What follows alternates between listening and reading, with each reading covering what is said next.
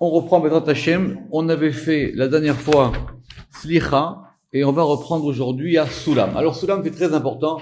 Évidemment, Soulam c'est une échelle. Juste, je vérifie si ça s'écrit. Oui, ça s'écrit en Chasser. C'est donc effectivement avec un koubout, c'est en défectif. Donc Soulam, évidemment, c'est la fameuse échelle et l'échelle de Jacob.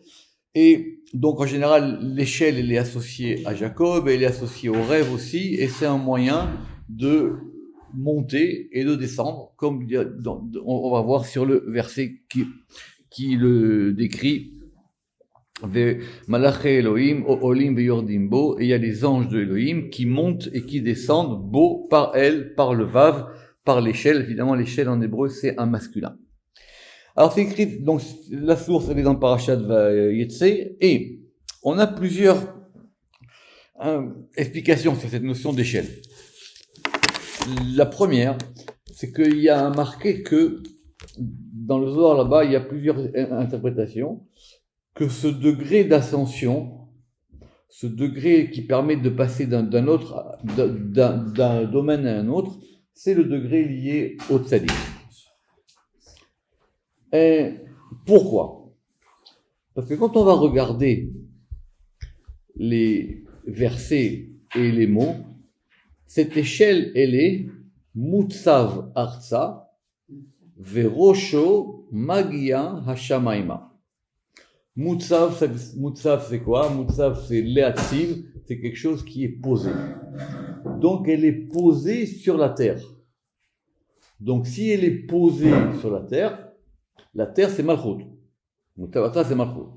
Verosho est la tête, le sommet de l'échelle. Magia, il parvient, Hashamaima, il parvient aux cieux. Or, les cieux, c'est Tiferet. Donc, qui est-ce qui fait l'intermédiaire entre Malchut et Tiferet, normalement ? C'est Tzadik. Donc, du coup, ça serait lié à Yesod. C'est ce degré de Yesod qui est l'échelle. Omnam, toutefois, dans le Réa Memna, c'est expliqué que Soulam, c'est Tiferet. C'est normalement le plus entendu, on va dire.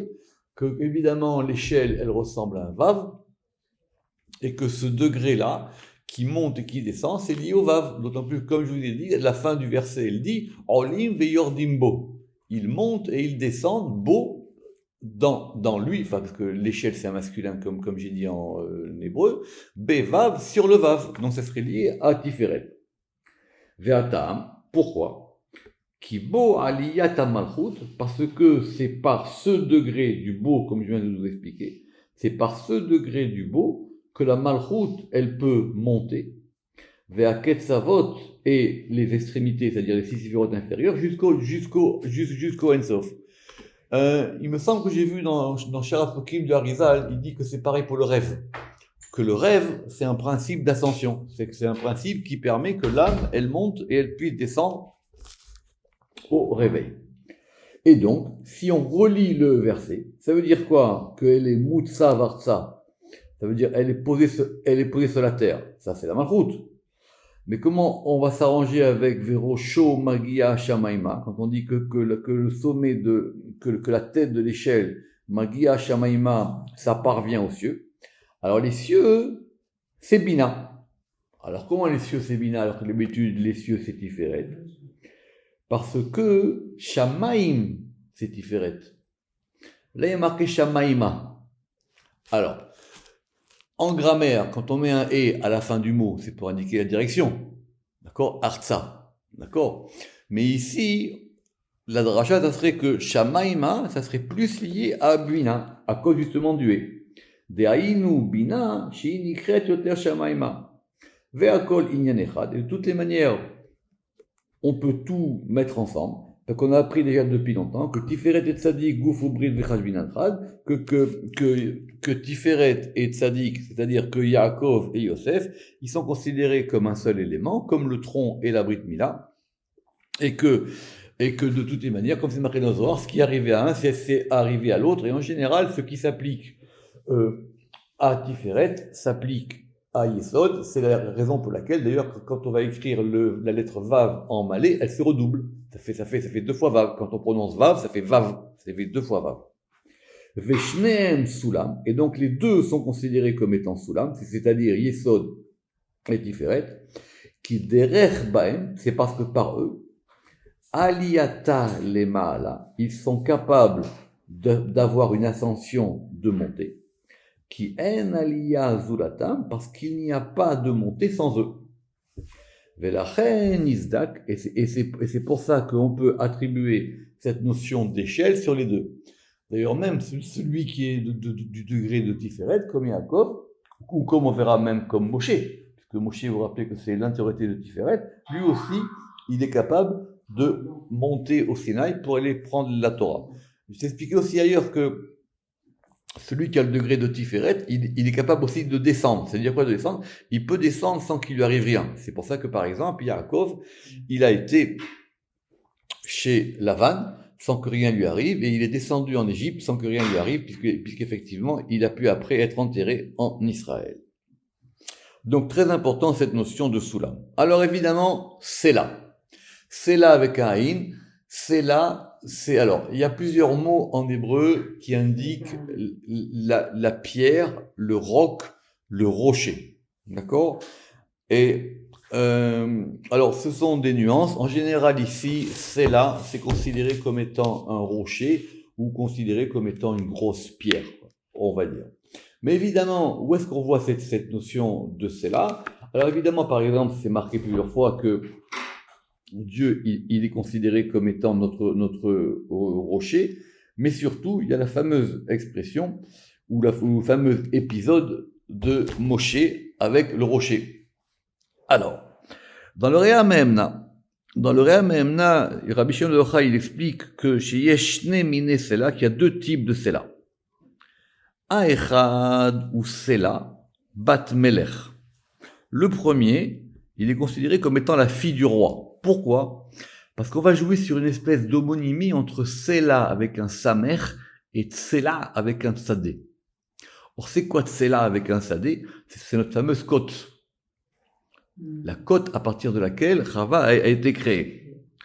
Et donc, de cette manière-là, c'est la Shrina. Et si c'est la Shrina, c'est la fiancée de Moshe. Kalato shel Moshe Rabbeinu alav shalom. Et donc, quand Dieu il dit à Moshe, quand Dieu il a dit à Moshe Aaron, Vedibartem el asela, et vous parlerez au rocher. Dibour, c'est Malchut, c'est là. Bedibour ou pius, c'est-à-dire avec parole et avec courtoisie. Kevat Melech, comme si vous vous adressiez à la fille du roi.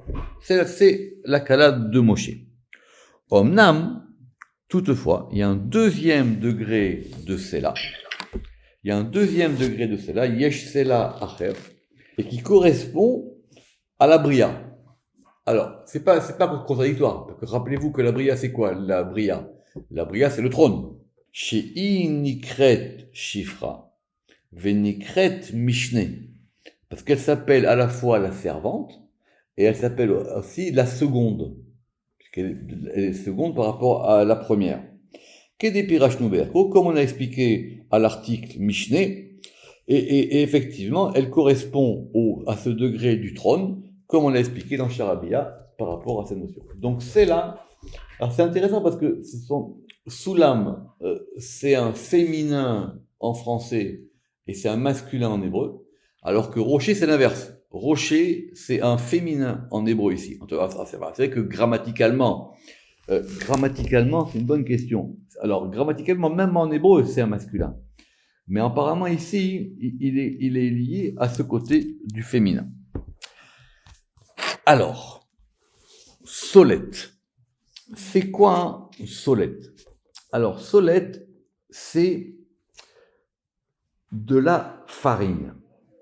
Maintenant, il y a plusieurs types de farine. Et solette, alors c'est intéressant parce que solette, c'est à la fois masculin et féminin. Mais c'est la fleur de farine. Donc on verra que au temple, on va utiliser cette farine-là, et souvent, elle sera considérée comme étant le meilleur de la farine. Vous savez, c'est le cœur, c'est la fleur de la farine, et même des fois, elle s'appelle aussi solette nekia, on verra.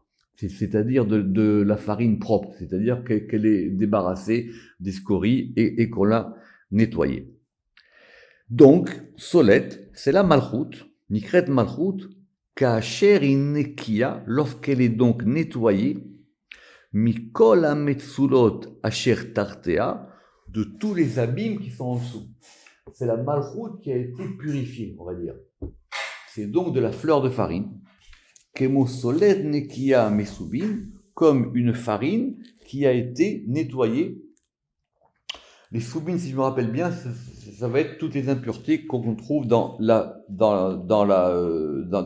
farine, chez ma clipote, et qui correspondent donc aux clipotes, qui correspondent donc aux écorces, à Sovevim Amoar,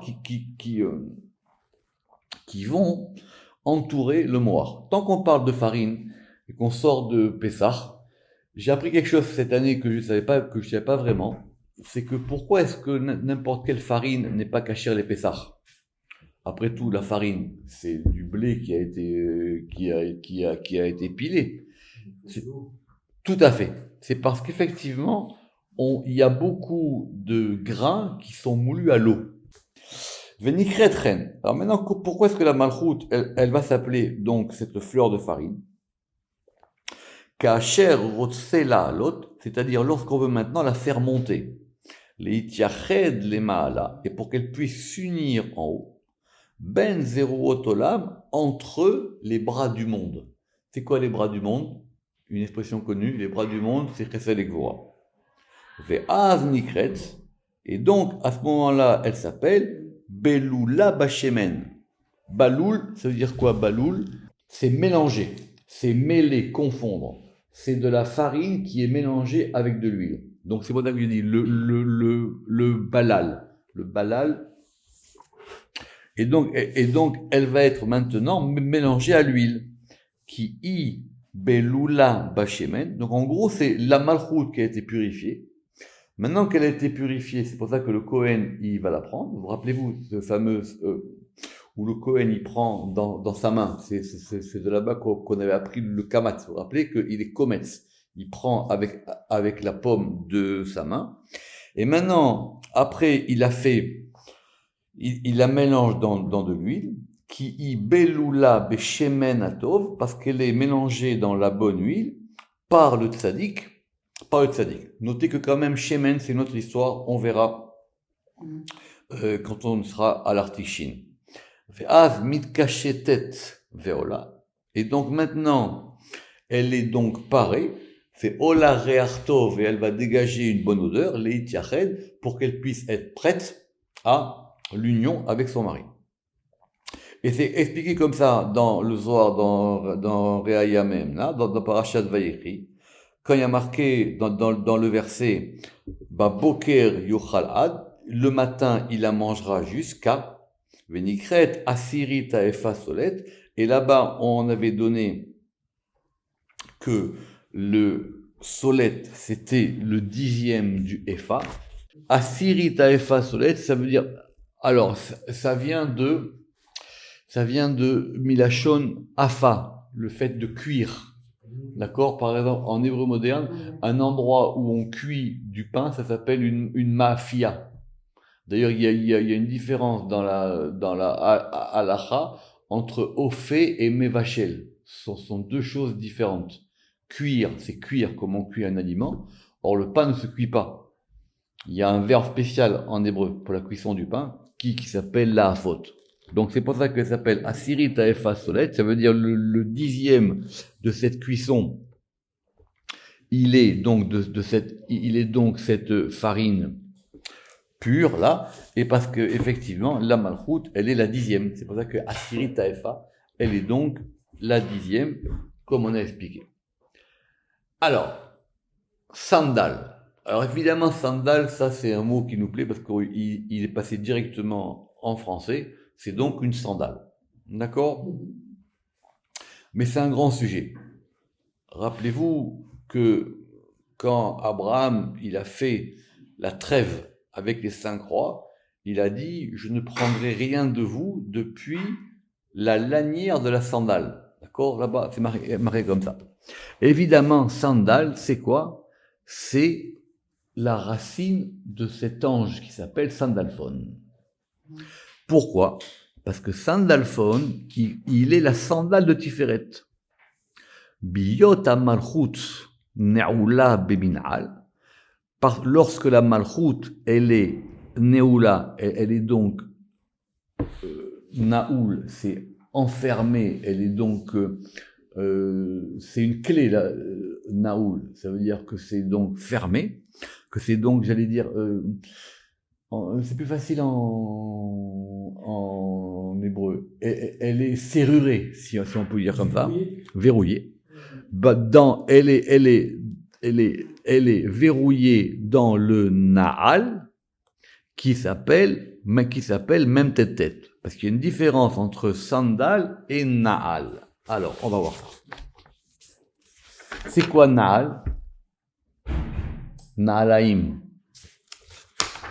C'est quoi Naal? Tout à fait. C'est quoi la différence qu'il y a entre Naal et sandal? Chazakubao. La sandale, elle est ouverte, et tout à fait. Et le Naal, il est fermé. Qui az. Donc, et évidemment, vous savez tous que ces deux anges-là, de Sandalphon et même tête, c'est eux qui s'occupent de la Yetzira. Qui az, be'echrach, yitlabesh à Tiferet besandal. Parce que lorsque Tiferet, il va s'habiller dans ce degré de sandal, alors l'union n'est pas complète. Écoute, enogamo, qui ou bebekdo, vei bebekda. Parce que lui, il est avec ses vêtements et elle est avec ses vêtements à elle. Ve'adin ou shekofin neotzi. Et donc maintenant, il faut faire sortir ça. Rappelez-vous,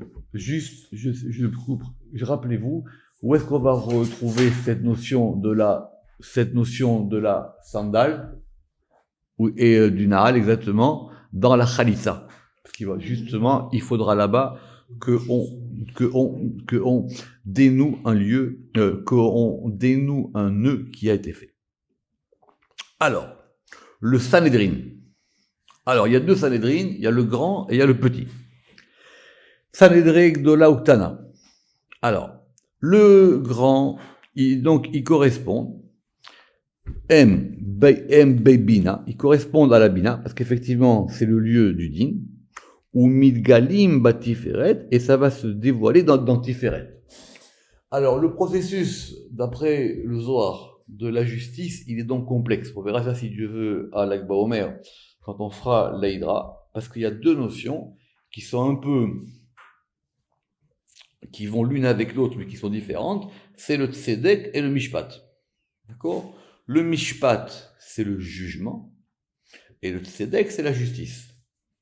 Mais ça provient d'un endroit qui s'appelle le Sanhedrin. Alors, il y avait un grand et un petit Sanhedrin. Alors, commençons par le grand. Ve'atam, le grand Sanhedrin, on va dire au départ qu'il est composé de 70 membres. Et c'est quoi ces 70 membres? Ve'em Aïn Anafim, qui correspond donc aux 70 branches de Tiferet. Pourquoi? Parce que Tiferet, il a les 7 d'en bas, c'est lui qui comprend les 7 d'en bas, donc 7 fois 10, 70. Qui sont les 7 séphirot, Kol Ehad Kelula Meser, et donc chacune composée de 10, ce qui fait donc Aïn.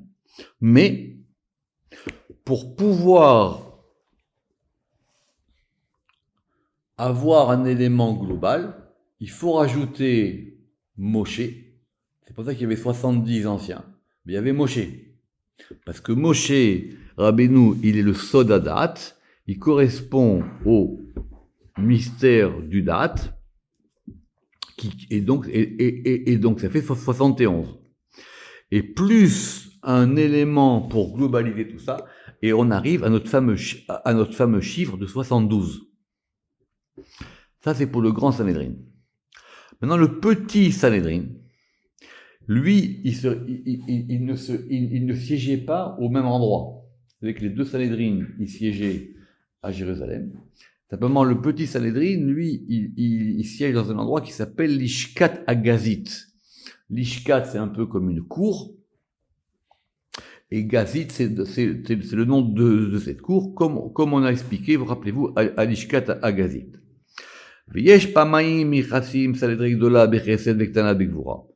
Alors, effectivement, de ce point de vue-là, si le premier Sanhédrin de 72, il correspond à Chesed, pourquoi? Parce que c'est simple, parce que Chesed, ça vaut 72. Et le petit, il est lié à la Gvura. Effectivement, c'est plus compliqué. Alors, il dit, ce n'est pas quelque chose d'étonnant. Qui a doua chez Abina el Ayamin bagedula ou Malchut el Asmol bagvura. Ve'eno minatema, parce qu'il dit d'un côté on a dit que c'était lié à la Bina, les deux. Qui a doua chez Abina el Ayamin bagedula, parce que c'est connu que la Bina elle est vers la droite. Chesed c'est à droite de Bina, voilà. Ok. Chesed c'est à droite de Bina et que la Malchut elle est à gauche, oui, parce qu'effectivement, et la Malchut, elle est à gauche de Bina. Très bien.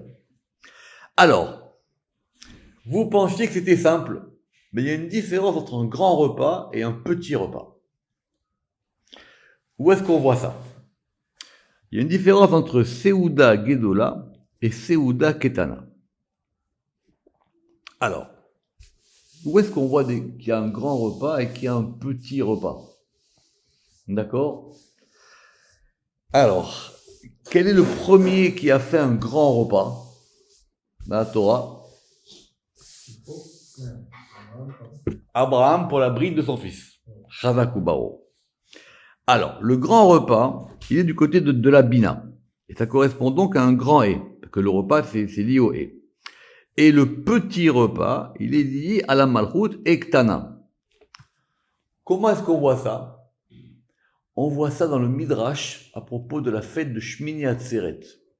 Shmini Atzeret, c'est donc là une fête à part. C'est le lendemain du 7e jour de Sukkot.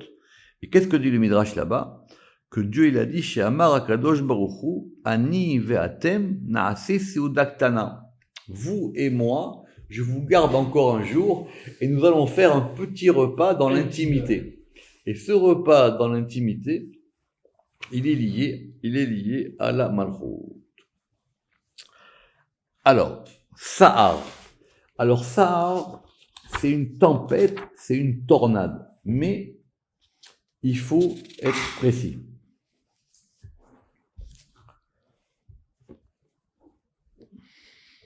Une tempête, un tourbillon.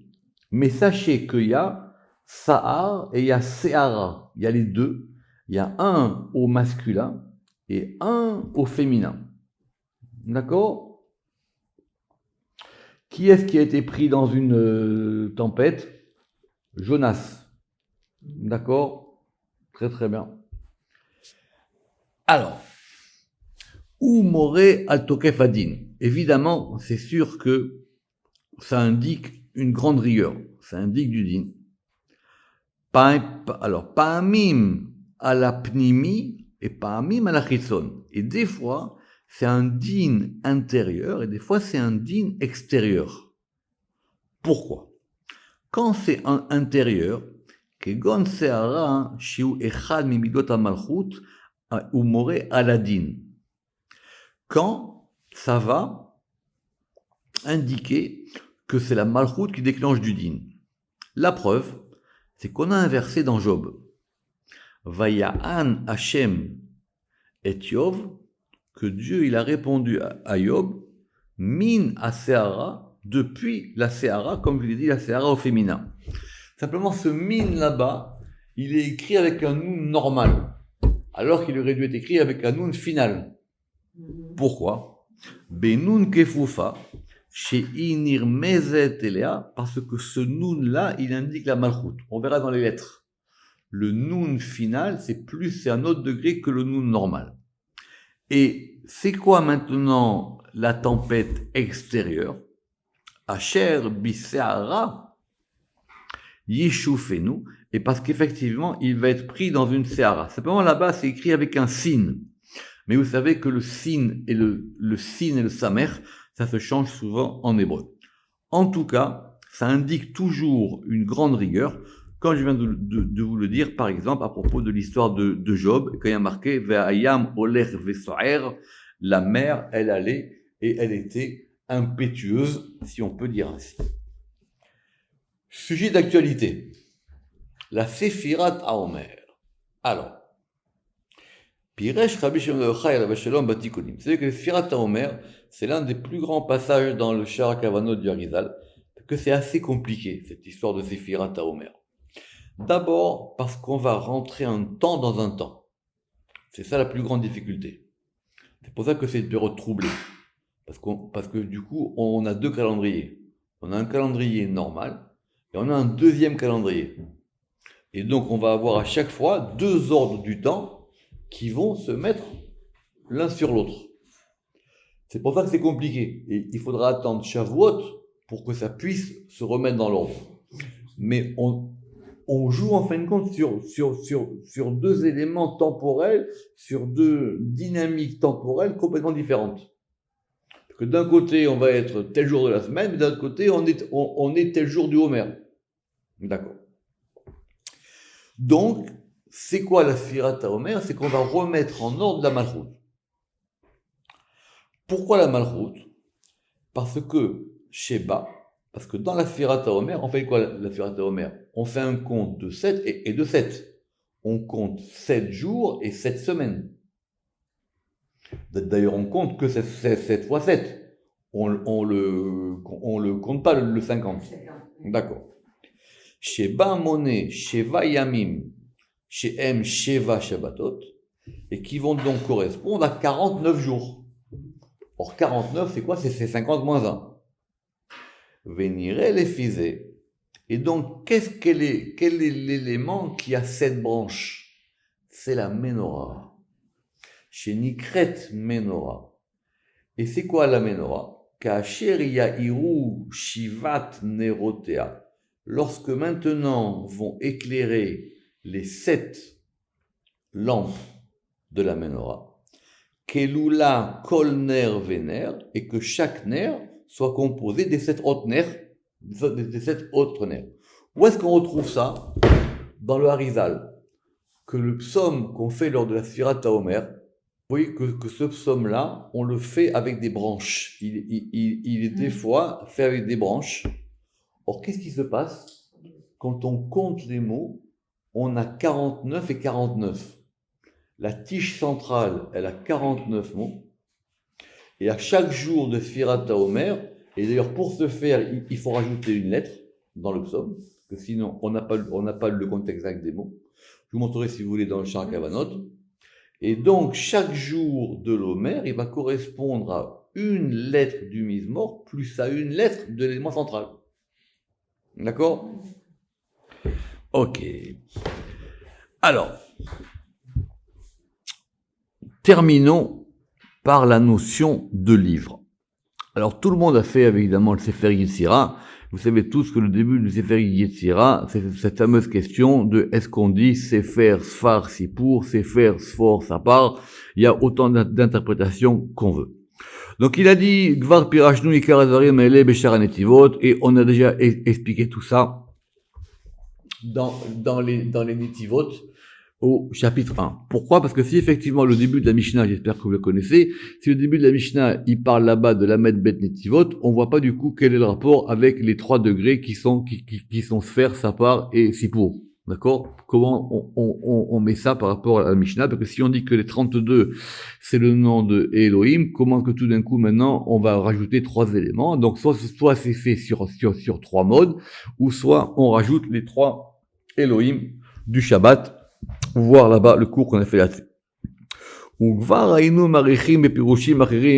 Et effectivement, on aurait pu s'allonger et rajouter d'autres interprétations par rapport à ce degré, et en plus de ce que nous avons dit là-bas. Et là, Chez Apirouche ou Solet Nekia, on revient à notre expression. Simplement, l'expression, l'interprétation que nous avons donnée là-bas, elle est donc de la farine pure. Ou Piresh Oto Rabbi Shimon bar Yochai, et c'est comme ça que Rabbi Shimon bar Yochai il a expliqué dans le Zohar, comme on a expliqué là-bas. Donc effectivement, il a raison, il faut aller revoir là-bas, à Netivot, au premier chapitre. Mais, tant qu'on est dans les livres, alors, qu'est-ce qu'on connaît comme livre? On a d'abord le livre de la vie, Sefer HaChaim. Donc vous savez tous maintenant, quand on a deux termes, il faut faire attention à ce que chacun des termes désigne. Piresh le Tikkunim, le Rajbi il expliquait dans le Tikkunim que le tzaddik du côté de la Bina, il s'appelle Sefer Chaim. Pourquoi? Pirouche. Alors, Chaim, des fois c'est lié à Chochma, des fois c'est lié à Bina. D'accord? Parce que c'est marqué vers Chochma Techaye et Be'alea, que la Chochma, elle procure la vie. Mais des fois c'est marqué aussi que la vie, elle provient de la Bina. Qui a Bina, im mishpa'at achaim, elle va donc influer les vies, à nishpa'im la me chochma, qui lui proviennent de chochma. C'est comme ça que le Ramak, il résout la contradiction. D'accord? C'est un grand sujet, parce qu'on a dit, vous vous rappelez que Bene Chayum Zoné, les enfants, la subsistance et les vies, elles proviennent des trois premières séphirotes. Donc, il dit que la vie, elle provient de Bina, et cette vie-là de Bina, elle provient de Chochma. La Chochma, midemala mimeko achaim, parce qu'elle vient de plus haut, et que c'est Chochma qui est la source des vies. Ve'em mashpi'im la tzadik, et ça va être influé sur le tzadik, ve'sham mitavim avaya niglit, et là-bas, va être dévoilé quelque chose dans un livre. Alors, c'est quoi un livre? Rappelez-vous la grande question qu'on avait de Messafer Sapar Sipo. On va revenir là-dessus dans le Sefer Yetzira. Et Abou Lafia aussi, il va en parler. D'abord parce que le fait d'avoir un livre, c'est le fait d'avoir devant soi quelque chose qui est dévoilé. On a un livre et on peut l'ouvrir. En même temps, ça a été écrit. Donc c'est quelque chose. Et c'est ça que, vous vous rappelez, on avait dit, c'est quoi la différence qu'il y a entre un livre et une histoire? Que vous avez un livre et vous avez une histoire. Alors c'est vrai que si vous lisez pas le livre, vous ne saurez pas l'histoire. Mais vous avez le livre. Tous vous avez vu là-bas à propos de ça. Donc maintenant, quand la chose, elle a été écrite, alors maintenant, elle prend une forme dévoilée. Velachen at-sadik, et c'est pour ça que le juste, Bekabalato achaim, lorsqu'il va recevoir la vie du côté de la Bina, il s'appelle un livre de vie. Il est lui-même le dévoilement de la vie. Le Sefer Torah. Ve'od yesh Sefer Torah. Alors évidemment, Torah, c'est quoi? C'est Tiferet. Ou à Tiferet. Ve'nikra Sefer Torah. Et il s'appelle le Sefer Torah. Biyoto kalul mikol tariag mitzvot, lorsqu'il est compris ou lorsqu'il totalise les 613 commandements. Les 613 commandements, c'est quoi? Pourquoi est-ce que Tiferet, il est lié à la Torah? Parce qu'il va recevoir les 248 mitzvot positifs du côté de Chesed et les 365 mitzvot négatifs du côté de Gvura. Ramach mitzvot assez mitzad agedula, veshasa mitzad agevura. Donc c'est Tiferet, vous voyez, Tiferet il est au milieu et il reçoit les deux. Mais simplement, qu'est-ce qu'il en fait? Ou magbil otam, lui, il va leur donner une limite, vekolelam beatzmo, et il va les totaliser en lui. Donc ce degré du Sefer Torah, c'est un degré où les choses maintenant, elles ont une limite. Venikra Sefer Torah. Et donc ça s'appelle Sefer Torah. Ve'omnam et Chal Shelo. Et maintenant le Sefer Torah, on le met dans quoi? Le Sefer Torah, on le met dans un... Alors, c'est vrai que nous, on appelle ça un Echal. Un Echal, c'est un palais. Mais en gros, c'est l'armoire dans laquelle on met le Sefer Torah. Rappelez-vous l'histoire du Echal de David. Babina. Et donc c'est Tiferet qui rentre dans Bina. C'est pour ça que c'est très important cette histoire d'ouverture des portes du Echal. D'accord? Et de fermeture des portes du Echal. Quand on sort le Sefer Torah. Et c'est expliqué dans le Zohar, à propos du verset, Migdal Oz Shem Hashem, vous regarderez là-bas, quand on a dit là-bas que le nom de Dieu, Migdal, c'est une tour, Oz de puissance. Ou Metor, Echa la Penimi Azé, et à l'intérieur de ce palais intérieur, Yotse ou Mityached Betocha, il va maintenant sortir et s'unir à l'intérieur de lui. Comme c'est marqué, Al-Ken Ya'azov Ish et Aviv et Timo, c'est pour ça qu'un homme, il quitte son père et sa mère, Chochma et Bina, Vedavak, et il va adhérer, Beishto, à sa femme. Parce que maintenant, ça va se lier à la Malchut. Donc ici, on pourrait presque dire que le Sefer, il est Malchut. C'est une bonne question qu'on a. Que presque dire que le Sefer, il est Malchut, et que donc Sefer Torah, c'est l'union de Tiferet et Malchut. Et évidemment, on a un autre livre qui est indiqué dans la Torah, ça fait partie de ces livres dont on ne sait pas vraiment ce qu'ils veulent dire, mais on trouve dans la Torah, qui s'appelle le Sefer Milchemot Hashem, le livre des guerres de Dieu. Ou Piresh Rabbi Moshe. Et Rabbi Moshe, il a expliqué là-bas que c'était lié à Od. Pourquoi? Parce que vous savez que Od, il est du côté des Gvurot, Velefish et Meoto Yatsu à Milhamot, parce que c'est effectivement de ce côté-là que sortent, parce que c'est que de ce côté-là que sortent les guerres du côté de la Gvura. Venishlema Bezrat Tzur Israël. Donc nous avons terminé grâce à l'aide du Tzur Israël. C'est quoi Tzur? C'est un autre projet. Nous on a vu cela, mais aussi Tzur. Tzur Israël. Nous avons terminé la lettre Samer. Et maintenant, Bezrat Hashem, on commencera la prochaine fois la lettre Aïn. Baruch Adonai Leolam. Amen ve Amen.